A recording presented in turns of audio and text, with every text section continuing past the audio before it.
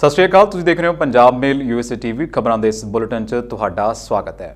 ਖਬਰਾਂ ਦੇ ਇਸ ਬੁਲੇਟਿਨ ਦੇ ਸਪਾਂਸਰ ਨੇ real estate broker Mohan Cheema. Real estate ਦੀ ਦੁਨੀਆ ਦੇ ਵਿੱਚ ਮੰਨਿਆ ਪ੍ਰਵੰਨਿਆ ਨਾਮ। ਪੇਸ਼ ਨੇ ਚੁਣਵੀਆਂ ਖਬਰਾਂ।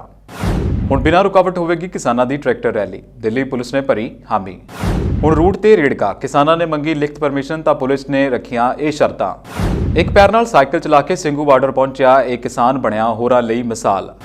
ਗਣਤੰਤਰ ਦਿਵਸ ਦੀ ਟਰੈਕਟਰ ਪਰੇਡ ਲਈ 50 ਤਰ੍ਹਾਂ ਦੀਆਂ ਝਾਕੀਆਂ ਤਿਆਰ। ਕਿਸਾਨ ਦਿਖਾਉਣ ਆਪਣੀ ਸਖਤ ਮਿਹਨਤ, ਫਿਰ ਵੀ ਹਨ ਮੰਦੇ ਹਾਲ।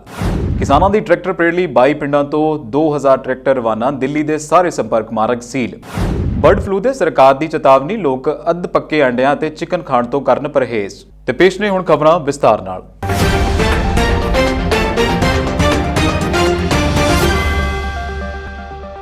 ਖੇਤੀ ਕਾਨੂੰਨਾਂ ਦਾ ਵਿਰੋਧ ਕਰ ਰਹੇ ਕਿਸਾਨਾਂ ਵੱਲੋਂ 26 ਜਨਵਰੀ ਨੂੰ ਟਰੈਕਟਰ ਰੈਲੀ ਕਰਨ ਦਾ ਐਲਾਨ ਕੀਤਾ ਗਿਆ ਸੀ, ਜਿਸ ਸੰਬੰਧੀ ਪੁਲਿਸ ਤੇ ਕਿਸਾਨ ਜਥੇਬੰਦੀਆਂ ਦੀ ਅੱਜ ਮੀਟਿੰਗ ਹੋਈ। ਅਖੀਰ ਦਿੱਲੀ ਪੁਲਿਸ ਨੇ ਟਰੈਕਟਰ ਰੈਲੀ ਲਈ ਹਾਮੀ ਭਰ ਦਿੱਤੀ। ਇਸ ਦਾ ਖੁਲਾਸਾ ਕਿਸਾਨ ਨੇਤਾਵਾਂ ਨੇ ਸ਼ਨੀਵਾਰ ਕੀਤਾ ਕਿ ਗਣਤੰਤਰ ਦਿਵਸ 2021 ਨੂੰ ਦਿੱਲੀ ਪੁਲਿਸ ਨੇ ਦਿੱਲੀ ਵਿੱਚ ਕਿਸਾਨਾਂ ਦੇ ਟਰੈਕਟਰ ਮਾਰਚ ਨੂੰ ਹਰੀ ਝੰਡੀ ਦੇ ਦਿੱਤੀ ਹੈ।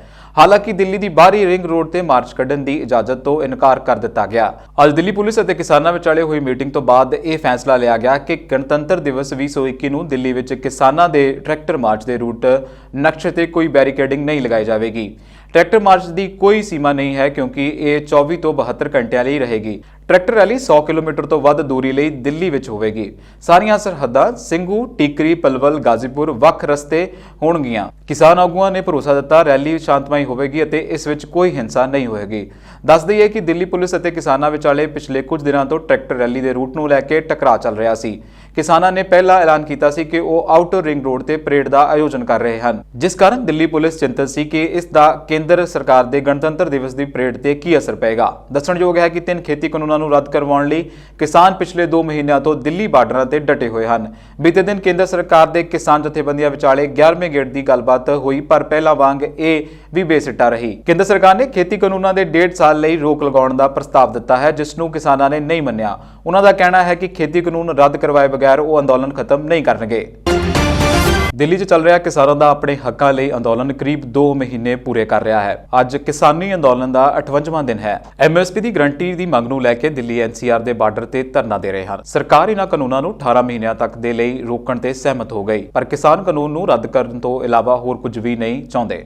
ਕਿਸਾਨਾਂ ਨੇ 26 ਜਨਵਰੀ ਗਣਤੰਤਰ ਦਿਵਸ ਪਰੇਡ ਤੇ ਦਿੱਲੀ ਦੇ ਰਿੰਗ ਰੋਡ 'ਚ ਵਿਸ਼ਾਲ ਟਰੈਕਟਰ ਰੈਲੀ ਕੱਢਣ ਦਾ ਐਲਾਨ ਕੀਤਾ ਹੈ। ਜਾਣਕਾਰੀ ਮੁਤਾਬਕ ਦਿੱਲੀ ਪੁਲਿਸ ਤੋਂ ਕਿਸਾਨਾਂ ਨੇ ਟਰੈਕਟਰ ਰੈਲੀ ਲਈ ਲਿਖਤ 'ਚ ਪਰਮਿਸ਼ਨ ਮੰਗੀ ਹੈ। ਇਸ ਆਗਿਆ ਪੱਤਰ 'ਚ ਪੁਲਿਸ ਅਤੇ ਕਿਸਾਨਾਂ ਦੀ ਆਮ ਸਹਿਮਤੀ ਨਾਲ ਜੋ ਰੂਟ ਤੈਅ ਹੋਏ ਹਨ, ਉਹਨਾਂ ਦਾ ਵੀ ਜ਼ਿਕਰ ਹੈ।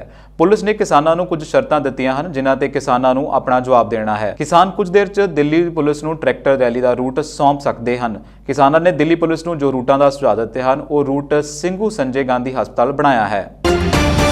ਕੇਂਦਰ ਦੇ ਨਵੇਂ ਖੇਤੀ ਕਾਨੂੰਨਾਂ ਖਿਲਾਫ ਕਿਸਾਨ ਦਿੱਲੀ ਦੀਆਂ ਵੱਖ-ਵੱਖ ਸਰਹੱਦਾਂ ਤੇ ਵਿਰੋਧ ਪ੍ਰਦਰਸ਼ਨ ਕਰ ਰਹੇ ਹਨ। ਇਸ ਵਿਚਾਲੇ ਇੱਕ ਪੈਰ ਤੋਂ ਅਪਾਹਜ ਜਗਤਾਰ ਨਾਮੀ ਕਿਸਾਨ ਸਭ ਦੇ ਲਈ ਉਦਾਹਰਣ ਬਣ ਗਿਆ ਹੈ। ਉਸ ਦਾ ਜਨੂਨ ਵੀ ਲੋਕਾਂ ਲਈ ਮਿਸਾਲ ਬਣ ਗਿਆ। ਉਸ ਦਾ ਕਹਿਣਾ ਹੈ ਕਿ ਜਦੋਂ ਤੱਕ ਇਹ ਕਾਨੂੰਨ ਰੱਦ ਨਹੀਂ ਹੁੰਦੇ, ਉਹ ਘਰ ਵਾਪਸ ਨਹੀਂ ਜਾਵੇਗਾ। ਇਸ ਲਈ ਭਾਵੇਂ ਉਸ ਨੂੰ ਜ਼ਿੰਦਗੀ ਕਿਉਂ ਨਾ ਦੇਣੀ ਪਵੇ। ਦਰਅਸਲ 6 ਵਿਗੇ ਦੀ ਖੇਤੀ ਕਰਨ ਵਾਲਾ ਜਗਤਾਰ ਗੁਰਦਾਸਪੁਰ ਪੰਜਾਬ ਦਾ ਰਹਿਣ ਵਾਲਾ ਹੈ। ਇੱਕ ਪੈਰ ਤੋਂ ਅਪਾਹਜ ਹਨ। ਇਸ ਅੰਦੋਲਨ ਵਿੱਚ ਸ਼ਾਮਲ ਹੋਣ ਦਾ ਜੋਸ਼ ਉਸ ਦੇ ਚਿਹਰੇ ਤੇ ਸਾਫ਼ ਦਿਖਾਈ ਦਿੰਦਾ ਹੈ।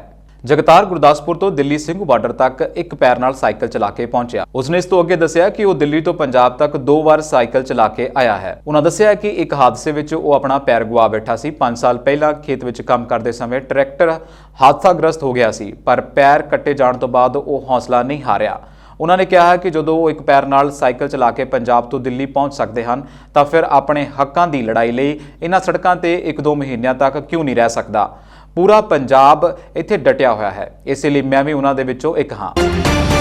ਦਿੱਲੀ 'ਚ ਗਣਤੰਤਰ ਦਿਵਸ ਤੇ ਹੋਣ ਵਾਲੀ ਟਰੈਕਟਰ ਪਰੇਡ ਲਈ ਇਕੱਲੇ ਕੁੰਡਲੀ ਬਾਰਡਰ ਤੇ ਹੁਣ ਤੱਕ 1 ਲੱਖ ਤੋਂ ਵੱਧ ਕਿਸਾਨ ਇਕੱਠੇ ਹੋਏ ਹਨ। ਲਗਭਗ 60,000 ਕਿਸਾਨ ਪਹਿਲਾਂ ਹੀ ਉੱਥੇ ਡਟੇ ਹੋਏ ਸਨ।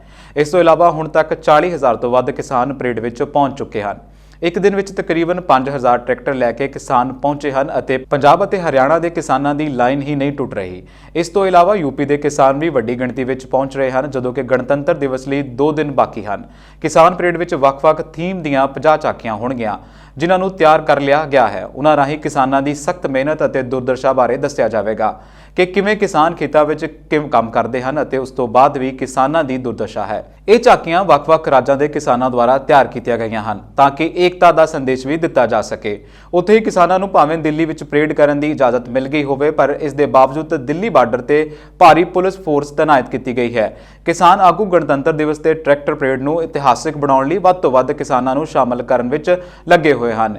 ਇਹੀ ਕਾਰਨ ਹੈ ਕਿ ਕਿਸਾਨ ਲਗਾਤਾਰ ਦਿੱਲੀ ਦੀਆਂ ਸਰਹੱਦਾਂ ਤੇ ਪਰੇਡ ਲਈ ਪਹੁੰਚ ਰਹੇ ਹਨ ਅਤੇ ਕੁੰਡਲੀ ਸਰਹੱਦ ਤੇ 1 ਲੱਖ ਕਿਸਾਨ ਇਕੱਠੇ ਹੋਏ ਹਨ। ਇਸ ਤਰ੍ਹਾਂ 40,000 ਤੋਂ ਵੱਧ ਕਿਸਾਨ ਉੱਥੇ ਸਿਰਫ ਟਰੈਕਟਰ ਪਰੇਡ ਲਈ ਪਹੁੰਚੇ ਹਨ ਅਤੇ ਇੱਕ ਹੀ ਦਿਨ ਵਿੱਚ 5,000 ਟਰੈਕਟਰ ਲੈ ਕੇ ਪਹੁੰਚੇ ਕਿਸਾਨਾਂ ਦੇ ਆਉਣ ਨਾਲ 20,000 ਦੇ ਕਰੀਬ ਪਹੁੰਚੇ ਗਏ ਹਨ। ਕਿਸਾਨ ਨੇਤਾਵਾਂ ਦਾ ਕਹਿਣਾ ਹੈ ਕਿ ਇਹ ਟਰੈਕਟਰ ਪਰੇਡ ਇਤਿਹਾਸਿਕ ਹੋਵੇਗੀ ਅਤੇ ਹਰ ਕੋਈ ਇਸ ਨੂੰ ਦੇਖਣ ਲਈ ਆਪਣੇ ਘਰ ਤੋਂ ਬਾਹਰ ਆ ਜਾਵੇਗਾ, ਜਿਸ ਨਾਲ ਆਮ ਲੋਕ ਜਾਣ ਸਕਣਗੇ ਕਿ ਕਿਸ ਤਰ੍ਹਾਂ ਕਿਸਾਨ ਪਰੇਸ਼ਾਨ ਹਨ ਅਤੇ ਉਹ ਆਪਣੇ ਹੱਕਾਂ ਲਈ ਲੜ ਰਹੇ ਹਨ। ਕਿਸਾਨ ਨੇਤਾਵਾਂ ਅਨੁਸਾਰ ਟਰੈਕਟਰਾਂ ਦੀਆਂ ਟੈਂਕੀਆਂ ਵੀ ਡੀਜ਼ਲ ਨਾਲ ਭਰੀਆਂ ਪਈਆਂ ਹਨ ਤਾਂ ਜੋ ਅਗਲੀਆਂ ਹਦਾਇਤਾਂ ਅਨੁਸਾਰ ਅਸੀਂ ਟਰੈਕਟਰ ਨਾਲ ਅੱਗੇ ਵਧ ਸਕੀਏ। ਉਤਪਾਦਕ ਅਤੇ ਸਰਕਾਰ ਨਾਲ ਚੱਲ ਰਹੀ ਲੜਾਈ ਨੂੰ ਲੈ ਕੇ ਬਣ ਰਹੀ ਝਾਕੀ ਕਿਸਾਨਾਂ ਨੇ ਰਾਜਪਥ ਤੇ ਜਾ ਰਹੀ ਪਰੇਡ ਵਾਂਗੂ ਆਪਣੀ ਪਰੇਡ ਦਿਖਾਉਣ ਲਈ ਪੂਰੀ ਤਿਆਰੀ ਕਰ ਲਈ ਹੈ।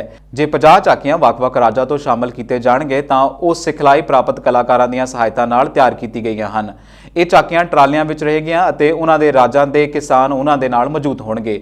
ਇਸ ਦਾ ਥੀਮ ਇਸ ਤਰੀਕੇ ਨਾਲ ਤਿਆਰ ਕੀਤਾ ਗਿਆ ਹੈ ਕਿ ਕਿਸਾਨ ਬਲਦਾਂ ਨਾਲ ਖੇਤ ਜੋਤਦੇ ਹੋਏ ਦਿਖਾਈ ਦਿੰਦੇ ਹਨ। ਕੁਝ ਵਿੱਚ ਸਰਕਾਰ ਨਾਲ ਇਸ ਕਿਸਾਨੀ ਲੜਾਈ ਨੂੰ ਦਰਸਾਇਆ ਗਿਆ ਹੈ। ਖੇਤੀਬਾੜੀ ਕਾਨੂੰਨਾਂ ਦੇ ਨੁਕਸਾਨ ਨੂੰ ਵੀ ਝਾਕੀ ਵਿੱਚ ਦਿਖਾਇਆ ਜਾਵੇਗਾ।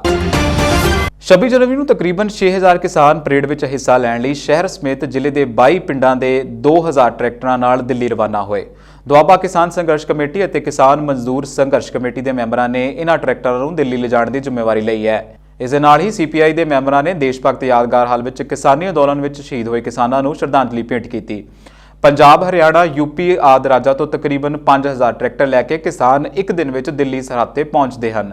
ਇਸ ਦੇ ਨਾਲ ਹੀ ਪੁਲਿਸ ਨੇ ਦਿੱਲੀ ਦੇ ਸਾਰੇ ਸੰਪਰਕ ਮਾਰਗਾਂ ਨੂੰ ਸੀਲ ਕਰ ਦਿੱਤਾ ਹੈ। ਸੂਬਾ ਸਕੱਤਰ ਕਾਮਰੇਡ ਸੁਖਵਿੰਦਰ ਸਿੰਘ ਸੇਖੋਂ ਨੇ ਕਿਹਾ ਹੈ ਕਿ 26 ਜਨਵਰੀ ਨੂੰ ਕਿਸਾਨ ਪਰੇਡ ਵਿੱਚ ਹਿੱਸਾ ਲੈਣ ਲਈ ਸੀਪੀਆਈ ਹਜ਼ਾਰਾਂ ਟਰੈਕਟਰਾਂ ਨਾਲ ਯਾਤਰਾ ਕਰੇਗੀ ਅਤੇ ਕੁੱਲ ਹਿੰਦ ਕਿਸਾਨ ਸਭਾ ਦੇ ਲਾਲ ਝੰਡੇ ਲਗਾ ਕੇ ਮਾਰਚ ਵਿੱਚ ਹਿੱਸਾ ਲਵੇਗੀ। ਦੁਆਬਾ ਕਿਸਾਨ ਮਜ਼ਦੂਰ ਸੰਘਰਸ਼ ਕਮੇਟੀ ਦੇ ਪ੍ਰਿੰਸੀਪਲ ਹਰਸਲ ਇੰਦਰ ਸਿੰਘ ਜਾਨੀਆ ਨੇ ਦੱਸਿਆ ਕਿ ਸ਼ਨੀਵਾਰ ਸਵੇਰੇ ਕਿਸ਼ਨਗੜ੍ਹ ਤੋਂ ਸੰਘਵਾਲ ਗਰਾਊਂਡ ਤੱਕ 100 ਤੋਂ ਵੱਧ ਟਰੈਕਟਰ ਦਿੱਲੀ ਲਈ ਰਵਾਨਾ ਹੋਏ।